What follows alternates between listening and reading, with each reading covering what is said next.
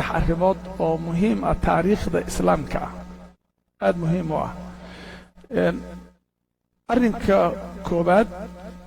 waxaan insha allahu tacaala wax yar ka hadli doonaa dagaalkii sifiin cali iyo mucaawiye dhex maray oo ku gabagaboobay heshiis lagu magacaabay qadiyatu taxkiim marka qadiyada taxkiimku waxay ahayd oo ahayd arrinka ay firqadan khawaarijta la yidhaahda ay ka baxeen baan ka hadli doonaa waxaan wax yar ka hadli doonaa firqada la yidhaahda khawaarijta iyo meesha ay ka timid asalkeeda waxaan kale oo ka hadli doonaa marka ugu dambaysa dilkii la dilay cali bn abi aalib radi allahu canhu ciidamada cali iyo mucaawiya markay isku dhaceen oo dagaal aad u culus u dhex maray ayaa waxaa lagu heshiiyey heshiis dhex maray labadooda oo lagu heshiiyey calina inuu abu muusa alashcari uu matalo mucaawiyana uu matalo camar ibnu caas labadaasna ay heshiis u saxiixaan waxay go'aamiyaan la qaato mas'aladaasi dadka islaamka cadowga ku ah iyo mustashriqiinta iyo dadkan bilaadiiniyiinta ah waxay dhex geliyeen dacaayad badan oo siyaabo tiro badan loo fasiray wayna adag tahay qofka muslimka hadduusan aad isu ilaalinin inuu helo masdar sax ah oo uu ka qaato cilmiga runta ah sababta taariikhda waxay culimmadu dhaheen sida aan u aragnay xadiidka oo kale in loo takhriijiyey oo loo kala shaandheeyey ayada saas oo kale looma kala shaandhaynin marka dad badan baa qof walba wuxuu rabay uu iskaga darsaday oo tiro badan waxa xaqaa'iqta ah ee dadka culimmada ee ahlu sunnada a'immadu ay wariyeen baa la qaadanaya wixii ka soo harayna waa la daadinaya maxaa sax ah oo markaa dhacay sida ay a'immada xufaadda lagu kalsoon yahay wariyeen sida imaamka weyne khaliifat ibnu khayaad iyo imaamu daaraqudni xaafidka la yaqaano ee ahlu xadiidka culimmada xadiidka muxadisiinta ugu waaweyn ka mid ahaa waxay wariyeen annahu lamaa kharaja alطaa'ifatu alciraaqiya markay soo baxeen gruubkii ciraaqiyiinta ahaa markay soo baxday ama gruubka reer ciraaq bay dhaheen lamaa kharajat طaa'ifatu alciraaqiya 100,000 100,000 oo ciidan ah bay reer ciraaq ahaayeen dagaalkaas waashaamiya gruubka shaamna waxay ahayn fii 70 aw 90,000 70,000 90,000 waa la yidhi waa laba ciidanoo aad u xoog badan waxaa intaa dheer reer ciraaq waa meeshii ay thawradii ka soo bilaabatay cusmaan lagu dilay dadkii dhibka badnaa oo cusmaan dilay meeshii ka yimaadeen weeye waana meeshii markii dambe cali saldhigga u noqotay cali bn abi taalib radi allahu canhu oo markuu baxay dagaaladii aba qabsadayee ma soo noqonin meeshaasuu marka saldhig ka dhigtay reer ciraaq marka cali bay isugu say u dhan yihiin cali bay taageereen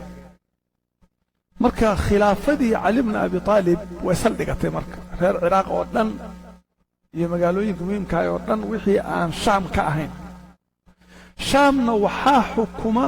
mucaawiya oo cusmaan wakhtigiisii iyo wakhtigii cumar bna khadaab ba haye wakhtigii cumar baa loo dhiibay isagaa weli haya macnaha markii hore waxaa hayay walaalkii yaziid ibnu abi sufyaan kadib uu mucaawiya qabtay wuxuu aad marka ugu xididaystay ama uu si fiican xugumka uu shaam u hayay wakhtigii cusmaan oo dhan iyo wakhtigii hore oo cumar qayb ka mida ilaa la yidhi 20 sano buu maamulayay reer shaam marka si aad abay isu barteen mucaawiya marka wuxuu ahaa nin jilicsan kama wado jileeca xagga shakhsiyadeenna aad u dabacsan oo macaan buu ahaa oo xikmad badan oo deeqsi ah oo dadku aad u jecel yihiin oo dadkii meesha degganaayoo dhan si aan caadi ahayn bay ugu xiraayeen qof kasta oo la sheegay markaasay kaga kalsoonaayeen iyadoo saasi dhacday ilaa wakhtigii cumar radiallahu canhu markay soo waftiyeeyaan nimanka wilaadda ama umarada gobollada ayuu wuxuu waraysan jiray cumar yaa ka dacwoonaya ninkan marka waxaa leeyahay aniga dhibkaasaa i haysta saanuu ii galay ninka waaliga saan rag badan buu casilay waxaa la waayay wax ka eed sheegta mucaawiya marka wuxuu yidhi mucaawiya waa adiga iyo reer shaam sida isu fahanteen markaasuu yidhi labadannada waxaan la mid nahay laba qof oo tin isku haysta oo kale tinta markay jiitaanna waan u dabciyaa markaan jiitana way ii dabciyaan anigiyo reer shaamna haddaan isku qabsanna tin nagama go'do haddaan tin kala jiidana ma go'do macnaha waa nin marka aad u xikmad badan oo dadku jecelin deeqsina uu ahaa marka odayaasha iyo dadka majliska la fadhiista iyo walaa aad u badan bay u hayeen waxaa welihii marka sii laba jibaaray markii cusmaan la dilay ee uu mucaawiya yidhi anaa dhiiggiisii weli u ah waa in loo qisaasa dadkii dilay haddana inta qamiiskii cusmaan la geeyey waxay ahlusiyar taariikhdu leeyihiin yaa mimbarka la suray meeshaasay dadkii oo dhan jid iyo aad u xanaaqeen u xamaasadeen khamiiskii oo dhiig leh baa la keenay mucaawiya marka isagoo leh nimankii dilay cusmaan ee ciraaq u cararay baan soo qabanayaa oon uga qisaasayaa buu ciidankan la soo baxay 70 ilaa 90 kun ciidan aad u xoog badan calina wuxuu wataa reer ciraaq iyo dadkii kale oo muslimiinta oo dhan baa la socda ilaa 100 kun way ciidankiisu markaas dagaalkii markuu dhacay sida imaamu daaruqudni iyo kayrkii ay leeyihiin khaliifatu ibn khayaat iyo waxay dhaheen maalintii u horraysa waxaa dagaalku ka dhacay meesha sifiin la yidhaahdo xarbu sifiin baa ama waqcatu sifiin baa lagu magacaabaa ee webiga furaad dushiisa ah biyahana laysku dagaalaya istaraatiijiyahaan biyaha qolo walba inay degtay rabtaa dagaalkii markuu bilowday oo dagaalkii uu maalintii oo dhan socday maalmihii hore xoogaa googoos waa dagaal aada ma ahayn ayaa maalintii talaaduu bilowday arbuucuu socday wuxuu socday khamiis jumcuu socday sabtidii marka yay habeenkii sabtida ahaa buu socday subaxii sabtida ahaa yay waxay reer shaam awooddoodu way yaraatay waxyaabaha la sheegay waxaa ka mid ah ahlu siyarka ay sheegeen camaar ibnu yaasir baa ku jiray cali ibnu abi taalib quwaadda ciidankiisa ku jiray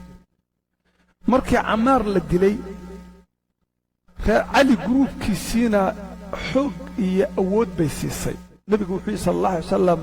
camaar waxaa dili doonta qolada xadgudubtay baa dili doonta fi'ada kooxda daalimiinta ah ee baqyiga iyo xadgudubkoodaa dili doonta waxay dhaheen marba haddii camaar la dilay oo guruubkeenna u ah waxay daliil u tahay caliq inuu xaq ku sugan yahay guruubka kalena khaldan yihiin guruubkii kalena macnawiyaadkooda khalal baa galay niman waxaa jiray quraa ah oo ahlu qur'aana oo mar walba ka dhex shaqaynaya in dagaalku u damo habeenkii bay seexdeen subaxii dagaalkii markuu bilaaban lahaa calina markaasi waa maalinta qorshuhu ahaa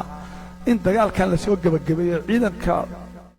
mucaawiya iyo reer shaam way jabeen almost maalintaas oo khalal weyn baa dhacay macnaha aad bay tabartoodii way isbeddeshay subaxa waxaa lagu waabariistay mucaawiya gruubkiisii oo rag tiro badan ilaa 500 ama ka badan ah nin walba musxaf buu intuu seefta madaxeeda saaray buu kor u qaaday baynana wa baynakum kitaabullah kitaabka ilaahay baana kala xukumaya dadka cali marka way degeen war markaan kitaabka wata oo dhahaya kitaabkan aan ku kala baxno maxaan samaynaa cali marka hore wuxuu waa laydin khiyaanayaa nimankii dhallinyarada ahaa oo quraada ahaa ee cali la socday baa bareeshar cali saara waxay dhaheen cali oo kitaabka ilaahay waa inaad yeeshid soo nimanku ma idhi kitaabka ilaahay nagu kala saar waa inaad yeeshid cali marka dagaalkii jamal iyo dagaalkanba aad buu uga xumaa niyad iskuma deganayn markaasuu yidhi waa yahay waxaa la yidhi reer shaamow nin soo saara matala mucaawiya reer ciraaqow nin cali matala cali wuxuu diray abu muusa alashcari mucaawiyana wuxuu soo diray camr ibna caas labadoodii baa heshiis galay heshiiskaasoo ahaa in dagaalka la joojiyo iyo shuruud badan oo laga wada hadlay in intaasoo bilood kadib laysu yimaado oo dib loo wada hadlo in labadaa ninba laga tanaasuliyo ay ka baxaan khilaafada shuuradii ahlu dadkii saxaabadii nebiga wixii ka noolla arrinka loo celiyo ayaguna ay khaliif doortaan cusub ay muslimiinta u sameeyaan arrinkaas markay dhacday arrin aad u fiican bay ahayd dadka dhan ay ku farxeen ayaa markiiba waxaa bilaabatay sufuuftii cali bna abi aalib in buuq ka dhaco nimankii khawaarijta ahaa oo ku dhex jiray cali oo markaa aan la ogayn yaa qayliyo waxay dhaheen cali wuu gaaloobay markii hore maxay dhaheen hadduu cali diido kitaabka ilaahay nimankaa kor u qaaday in lagu xukumo cali waa daalim bay dhaheen breshar bay saareen waa dhowr kun oo ciidankiisa ku dhex jira markii dambena waxay dhaheen haddii uu yidhi cali nimankaas baan ku qanacsanahay wixii ay xukumeen wuu gaaloobay fiir dulmiga meesha waa nimankii markii hore dagaalka geliyey oon dhahayna habeenkiiba intay guurayaan bay wax tuutuuri jireen markaasaa labadii qoloba isku jabaan waa nimankii yidhi shalay kitaabka ilaahay qaado ee la kor yeelay isagoo dhahay war waa laydin khiyaanaya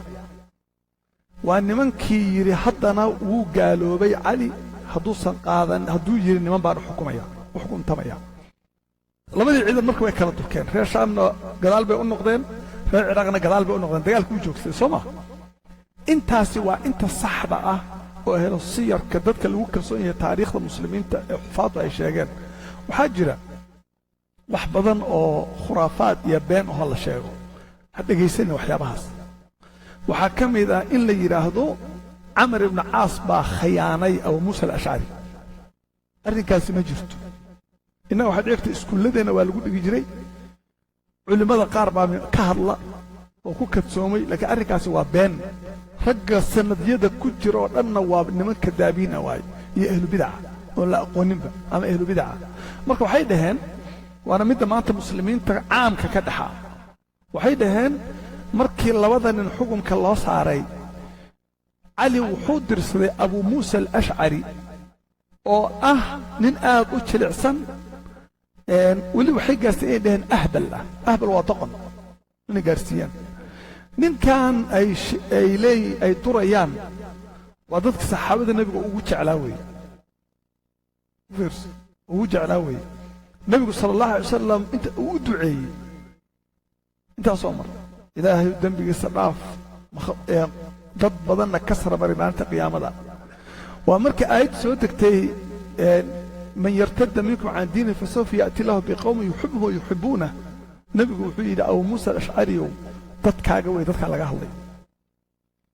waa khilaafadii cumar iyo wixii ka horreeyey intaas waali iyo gofernor buu ahaa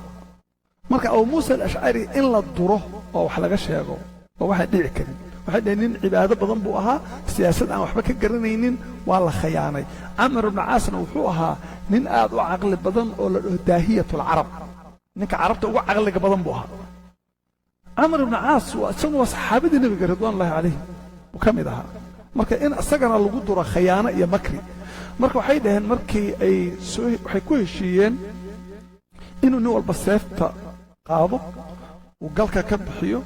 uu dhaho aniga saaxiibkay sidaa aan seefta galka uga bixiyey baan uga bixiyey macnaha yaan xukunkii uga qaaday macnaha uga bixiyey abu muusa alashcari baa bilaabay camar baa yii bilow si anugu sidaas yaa waxaan uga bixiyey saaxiibkayga baan uga bixiyey khilaafadii macnaha waxa weye maanta laga bilaabo laqabkii khaliifnimada waan ka qaadnay intii heshiisku dhammaynaya waay wax lagu heshiinayo waxay dhaheen marka camr ibna caas baa wuxuu yidhi intuu seeftii qabtay aniguna sida aan seefta galka u geliyey baan saaxiibkay u geliyey khilaafada waanan ku sugay وتسكما إننا أجينا وامح سيساس بانية أو موسى الأشعري كويشين نكان إلا عزلوا نكان ماشى لصوه الركاس وابين وي ما نبيع كتصحابة النبي أنا يدد تاس كجرين عمرو بن عاصنا قواد المسلمين اللي يقاني عنك النبي الله صاحبه بوها عمرو بن عاص مرك الركاس وابين علماء المسلمين محققين إنه ويختين وكذب أو موسى أشعرنا سياسة فهنسن بوها نوحوها صالح ونكسن بوها صحابة النبي هرمر أهل القراء وكمدها ونكوكنا سنة علي مركو دري إن أكلنا عمرو بن عاص أساس كلها هشيس كي صارنا خيانة كما تحدين دبكو وحكيمت مركي رير شامنا دب وقرتين رير عراقنا اللي يركوفا كل نقضة وعلي يقولوا كاغا النقضة هشيس كان الله بلان سنة إلا دمايستر وأي قدال النقضين أيها وحاد عضي مركي علي با وحكو بالله فوضو لماكي وحيدهن كتابك إلهي ديدي وحونا أحكم تبين نمان عقل قد قفكي قف وعقل جيس أحكم تبنا وقال هدابة ترى علي وحنكو كان عساها لبدا أن وحي حكمان وحاض أحكم تبني آدم إلى كتاب سنة كتكت مركزي وحيب الله من بوقة إن الحكم إلا لله حكمك إلهي بأسكاله إن الحكم إلا لله سايدك مركو تشي علي بك قيلنا يعني إن الحكم إلا لله إلى علي ويده وقول حق يراد به الباطل وقول حق لكن باطل بالو جيدا حكو سير منه حق وهي قول لكن باطل بالو أديك سنة يعني لمنك مركا انت اللي سي السعودي او كوفا لو سي السعودي يعيدك علي ترتيب وقبحين ويبحين ويعين ميل حرورا اللي يرهده بيدقين meeshaas markay degaan xarawraa la yiraahdo ba isku arursadeen ilaa 6,000 oo dhalinyaro u badan oo dad qurraa ah ehlu quraan oo badan ku jiraan oo iyaga dhan xamaasaysan oo yiri Muawiya waa gaal sababtoo ah wuxuu la dagaalamay calina waa gaal sababtoo ah rag buu ku qanacay xukunkoodii ba halkaas isugu tagay qofkii cali raacana waxay dhaheen ama dhaha waa khaliifna waa gaal sababtoo wuxuu ku qancay xukunka cali wuu ku qancay marka waxa jooga meesha waa gaalo qolka kun oo ciidana ayaga agtooda gaal ka yihiin iyagoo saas tahay waxay dileen saxaabigii la dhihi jiray Abdullaahi ibn Khubayb bay dileen saxaabada nabiga ka mid bay dileen waliba intay qabteen oo dileen bay gabar adoon oo xaas u ahayd oo la socoto uur lana intay ilmihi caloosha ka dooxeen bay ilmihiina gowraceen uurka ku jiray calooshaday dilaaciyeen markaasay haddana waxay sameeyeen nin dadka kristanka oo meesha deganaa ah oo shaqo iska liidata ka shaqayn jiray oo muslimiin dadka ku dhex nool ahaa yaa islaamay fiiri nimankaas calaamad waxa u ahayd gaalada ma taabtaan muslimiinta laayaan ninka intuu gaalka lama hadlayn wuu islaamay markuu islaamay bay u yeereen shawqoodu ku soo dhacay meel bay iyagu degan yihiin markaas waxay ku dhaheen miyaad islaamtay haa markaas dhaheen ninkan cali la yiraahdo inuu gaal yahay ma aaminsan tahay si ma aaminsan ninka waa amiir mu'miniin ma inuu amiirkii mu'miniinta aaminsan tahay waa gaal bay dhaheen way dileen وقالوا يبين ورثوا بيدلين مركز علي وحوي لمنك انتو ضد الدري وحاصل وحويري ضدكي ديلي قتل ضعها الصحابي عبد الله ديلي نينك مسلم كهادي اللي صار ويديدن مركز وحيدهن كل جنوان ديل انا قدام بدل حصل انكرتا عبد الله بن عباس وابن عم رسول الله صلى الله عليه وسلم ما يرى علي وبل نمانك آن أتغي أنك إيدا وكاسو يري وروي كدل أيان سوء مايا يمد الأيان إيدا انتو اللي بيستي أو استياريي أو شانلايستي أو اسقرحيي وتغي نمانك مركو أتغي وأيوغو ميرك دقن أتغي نمانك مركو حماسة يا واحد اسكو أخرين أيان ويابا يسا مركو يندو حكو يري waxay soo dhawow ibn ammi rasuulillah rasuulka in adeerkiisiyo markaasuu yiri maxaad rabtaa bay dhaheen iyagoo qadiinaya tagay duurka ka hor markaas waxaan yiri waxaan idinka imid أصحابتي النبي أو مهاجرينتي أنصارتي أو إذن كي يقان تأويلك يفسرك قرآنك أو ضدك قرآنك كسو الدلدقية وحان كإمد رسولك إنا أذيركي وهدنا الرسولك ويلك صدق أوها marka wiilka nabiga sallallahu alayhi wasallam uu sadaqa u ahaa haddana in adeerkii ah sabqiga islaamka adeegan qof uga hormaray uu sajirin maxaad ku dhaleecaynaysan aad ku haysataa saddex arrimood baan ku haysanaa saddex arrimood buu ku gaaloobay ayo kow marka koowaad bay dhaheen intuu dagaalamay wuxuu diiday in la qafaasho oo la adoonsado maxaabiistii علي دقالada muuse rabin marka wuxuu ku dhahayay qof muslimoha cararayna ha aysanina qofka dhaawacana ha dhaawac tirina qofka la qabtana waa muslima adoon ma ah wuu jiray markaas waxay dhaheen muxuu u sii daayay Aisha oo adoon uga dhig waay bal aqliga fiir muxuu la dagaalamay hadduu la dagaalamay oo uu qabtay waxay ahayd suu yiri yaa idin kamid ah oo xaaska nabiga adoon ka dhigan lahaa nool wuxuu anigu ma ah anigu kuma jiro wuxuu haddaad dhahdaan waan adoonsanayaa hooyadiin ma ah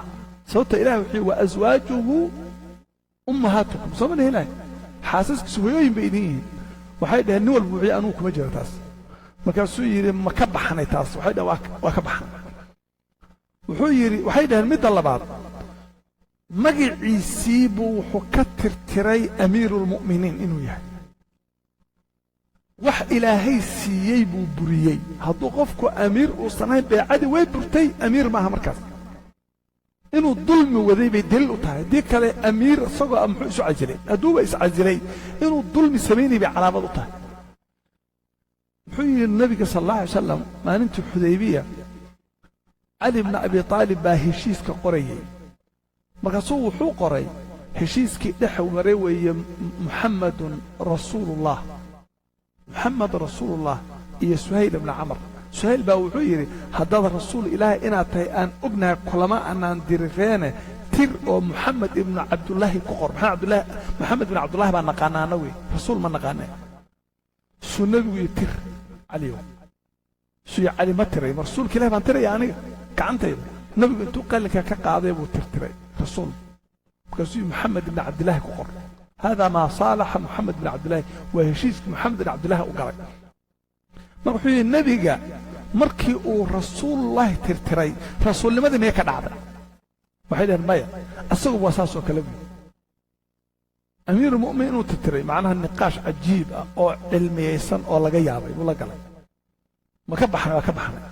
مثل ستحات بيدهن وحقوق قنعي لبنين إنا حكمان حكمك إلهي نو قرب مري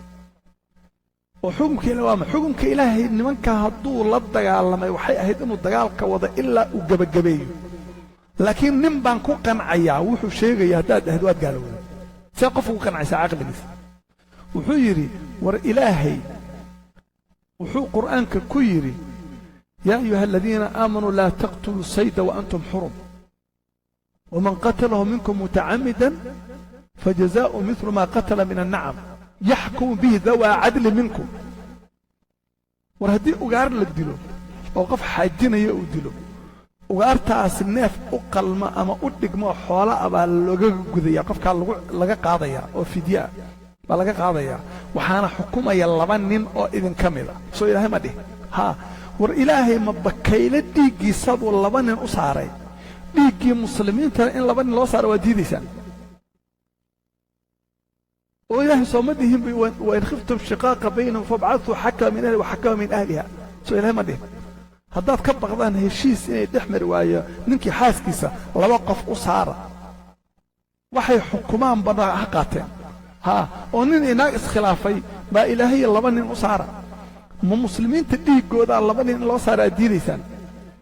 وكاسيدهن وخلاص ما خيقنا وكقنا الدين مقضب لبا كن وكمل باسون نقطي مرك علي مركب المركب ما كانوا الله لبا كن باسون نقطي أفر كن بهرت أفرتي كن وهرتي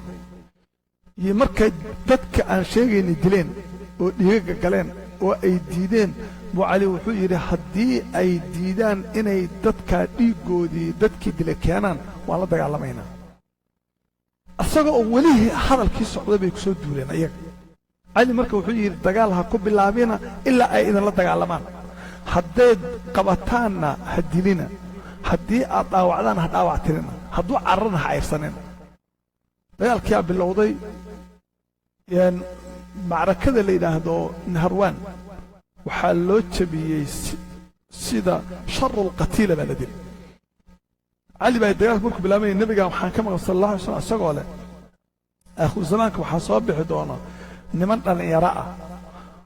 oo qur'aanka sidaad u akhrinaysaan si ka daran u akhrinaya dhinacaas bayna ka soo bixi doonaan ciraaq buu gacanta ku fiiqay wuxuu yidhi waxay diinta uga dhex baxaan sida leebku uga dhex baxo neefka lagu gamay oo kale hadduu caloosho kale kaga dhaco ka dhex baxo leebkii oo saafi ah baad arkaysaa hadhow waa neefka dhiigku ka imaanaya iimaankooduna kalxamaa ma dhaafsana haddaad aragtaan la dagaalamo qofkii la dagaalama ajir buu ka helaya haddaan arkana sida caad iyo hamuud baan ula dagaalamayaa nabiga sal alla alay slam marka wuxuu yidhi waa qoladii lay amray inaan la dagaalamo walidaalika dagaalka khawaarijta cali wuu ku faraxsanaa laakiin dagaaladii yowmuljamal iyo sifiin kuma faraxsanayn dagaalkii iyagaa soo qaaday hal mar cali ciidan habaysan buu ahaa iyaguna niman iska yaaciya bay ahayd fardoolaydii buu simay nimankii leebka watay buu ku xijiyey nimankii luglayd ahana gadaal buu mariyey markay dagaalkii soo qaadeen oo ay xoog ku soo galeen iyagoo dhahaya rawaax rawaax rawaax rawxuljanna jannadii baa ii soo carfaysa in alxukmu ilaa lilah iyagoo dhahaya yaa fardoolaydii baa kala yaacay fardooladii markay kala yaaceen bay u maleeyeen inay jebiyeen saa markay soo galeen baa hal mar waxaa lagu bilaabay leeb fardooladiina intay soo noqdeen baa la hareereeyey waxaa la yidhi maalintaasi 8 nin baa ka fakatay oo carartay inta kale meeshaa lagu dilay cali wuxuu yidhi nimankan waa in la soo afjaro la baabi'iyo sababtoo ah waa niman waa sharu naas weeye niman dhahaya cali waa gaal oo mucaawiya waa gaal oo asxaabtii nebiga waa gaal oo qof walbaa gaal oo gabdhihii muslimiinta caloosha dooxayo ilmaha gowracaya waa lalaayay 2 mar oo kale is abaabuleen oo kuwii fakaday baa dad soo abaabulay mar walba cali baa baabi'iyey wuu xasuuqay si fiican wuu xasuuqay waxaa marka dhacday oon caawa ku soo khatimaynaa khawaarijta iyo afkaarteeda iyo waxyaaba saas oo kalea wax badan kama hadli karo sababta cali baan ka hadlayna halkaas ka soo galeen dilkii cali bn abi aalib cali markii khawaarijtii uu ka takhallusay intii badnayd ilaa wax fakaday lama caysanayn ma ahana yaa waxaa dhacday nin khaariji ah khawaarijta ka mid ah oo cabdiraxmaan ibnu camar la dhihi jiray ibnu muljim alximyari buu caan ku yahay iyo 2 nin oo kalaa kulmay oo khawaarija waxay dhaheen cali iyo mucaawiye iyo camar bn caas waa inaan dilno saddexda midba kii cabdiraxmaan baa wuxuu yahay aniga cali ha laygu daayo wuxuu yimid ciraaq buu soo galay magaalada kuufuu soo galay waxaa la yidhi bil dhan buu ninkaasi buu seeftiisa sumaynayay sun marinaya maalin walba guribuu ku dhuumanayay cali buu rabaa inuu dilo gabar buu aroosay baa layidhi naag buu guursaday oo gurubkiisa ah markaase waxay ku tihi meherkayga waxaan kaaga dhigay shardi cali inaad disho suyiwaab waxaan u socdayba cali bn abi aalib wuu dareemay inuu dhimanayo ajashiisii la gaaray waxaa la yidhi wuxuu bilaabay inuu soomo maalin alla keeno inuu soomo maalinna wuxuu ku afuraa guriga xasan maalinna wuxuu ku afuraa guriga xuseen wiilkiisii maalinna cabdullaahi bnu jacfar gurigiisuu ku afuraa waa in adeerkii uu ku afuraa waa adeer buu u yahay walaalkii baa dhalay cabdullaahi bnu jacfar ibn abi aalib wey buu ku afuraa marka maalinba meel buu tagaa markuu afurayana 3 luqmadood buu afka gashadaa markaase waxay ku dhaheen dadki wax cun waad baaba'day waa isdilaysaa markaasuu yidhi waxaan rabaa inaan nebiga la kulmo anoo gaajaysan oo ilaahay markaan hor tago anoo boglaalan oo gaajaysan aan la kulmo anoo fudud oo khafiif oo gaajisa ma raba ilaahay aan la kulmo habeenka la dilayay habeen jumco ah oo ramadaanka 17 ramadaan waa maalintii badar dhacday waa la 21 waa la ayuu salaadii fajrka u soo baxay markuu soo baxayay waa kii aan soo maray horay mar kasta oo uu khatar galo wuxuu dhigay anuu ma dhimanayee hayga walwalina sababtoo nabigu wuxuu yiri sallallahu alayhi wasallam daacuun iyo hebelow iyo jirre iyo ima dilaysa aniga wuxuu yiri aniga waxaa kaliyo idilaya markii inta seef laygu dhufto garkayga iyo dhiigku isdhex galaan markaasaan dhimanaya wixii ka horreeya ma dhimanayo hasku daalnin markuu jirrado ay dhahan waa dhimanaysaa waxaa dhacday marka uu soo baxay waxaa la yidhi markii habeen barkii la gaaray oo uu kacay salaadiisuu tukaday shalay wuu soomanaa waa ramadaan markii uu salaaddii fajrka u soo kacay intuu tahajjud tukaday masaajidka uu soo baxay yaa digaaggii xaafadda jooga dhan baa qayliyey islaamihii baa soo baxay inay digaagga ay xareeyaan suu iska daaya cali bna abi aalib buu u dardaar warinayaay iska daaya cali bna abi aalib geeridiisii buu og yahay iska daayey waxbuu og yahay waxbuu dareemayaa luuq buu intuu u galay ibnu muljimkii lacanahu allah iyo markuu cali dhaafi rabay buu halkaa ku dhuftay madaxa dhowr seefood buu ku dhuftay cali wuu dhacay markuu dhacay wuxuu yidhi sadaqa rasuulullah rasuulka ilaahay run buu sheegay garkii iyo dhiiggii waa isdhex galeen rasuulka ilaahay run buu sheegay ninka waa la qabtay gurigiisa cali loo qaaday dhowr beri buu noolaa isagoo sakaraadaya dhowrkaa beri waxaa lee muusan hadlin keliya wuxuu lahaa laa ilaaha ila allah sadaqa rasuulullah laa ilaaha ila allah sadaqa rasuulullah wuxuu yidhi halla ii keena buu sii war maxaad ii dishay sii waxaan rabay bil dhan baan ku sugayey oon ku gaadayey inaan dilaan rabay ninka dadka ugu sharta badan baa tahay sii walla adiga ah kan dadka ugu sharta badan qof kaa shar badan ma jiro seeftaas sumaysay baana lagugu dili doonaa wiilashiibuu wuxuu ku yidhi xira haddaan dhintana ii qisaasa ninkan hana suuro xumaynina hana silcinina qof kalena ha dilina sababta ilaahay ma jecla xadgudub keligii baa idili keligii hala dilo haddaan noolaadana anaan la xisaabtamayo isagoo dhahayo laa ilaaha ila allah sadaqa rasuulullah rasuulka ilaahay run buu sheegay laa ilaha illa baa naftu ka baxday isagiina markaasaa la dilay waa loo qisaasay cali bn abi aalib saas uu ku geeriyooday waa la dilay shahiidnimuu ku dhintay labadii nin oo kale lama dilin waana arki doonaa waxbay dareemeen waxbay fahmeen waxbaa fashilmay salaada subaxii camar oo kale ma soo bixinba markuu waxbuu dareemay markaasuu guriga iska dhex fadhiistay wuxuu yidhi saaka xaaladda caadi ma ah waa nin aad u feejigan buu ahaa marka wax dhacayba labadii kale lama dilin habeenka soo socda waxaan ka hadli doonaa duugtii cali bn abi aalib iyo xasan ibn cali bn abi aalib markii khilaafada loo doortay iyo caamul jamaaca sanadkii muslimiinta ugu qiimaha badnayd oo soo maray oo muslimiinta ay midoobeen say u dhammaayeen wallahu aclam billahi tawfiiq